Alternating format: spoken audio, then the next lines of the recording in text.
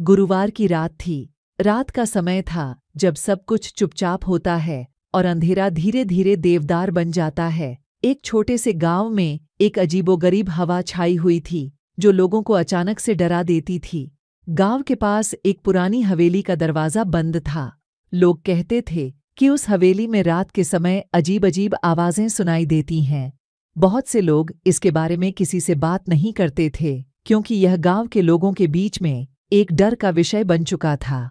एक रात गांव का एक युवक राजू ने तय किया कि वह हवेली में चला जाएगा और देखेगा कि क्या सचमुच वहां कुछ अजीब हो रहा है या नहीं। उसने अपने दोस्तों को बताया और उन्हें साथ लेने के लिए कहा। हवेली का दरवाजा खुला था लेकिन अंधेरे में कुछ भी दिखाई नहीं दे रहा था। राजू और उसके दोस्तों ने जोर से कहा, यह सब तो बेकार का डर है, कुछ नहीं होता यहाँ। तभी एक हलचल और अजीब सी आवाज सुनाई दी। वे सभी दर पर ध्यान देने लगे। हवेली के अंदर से कुछ गूंथे हुए कागजों की आवाज आ रही थी, जैसे कोई कुछ छिपा रहा हो।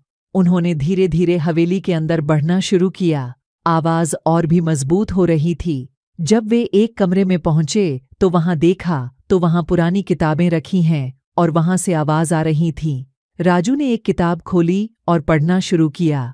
किताब में लिखा था कि यह हवेली एक समय की सफल लेखिका की थी जो यहाँ अपनी रचनाएं लिखती रहती थी। उसकी आत्मा अब भी यहाँ है और वह लोगों को अपनी कहानियों सुनाना चाहती है। राजू और उसके दोस्तों ने महसूस किया कि यह आत्मा डरा नहीं रही थी, बल्कि उसने उन्हें अपनी कहानियों के माध्यम से सिखाने का प्रयास किया।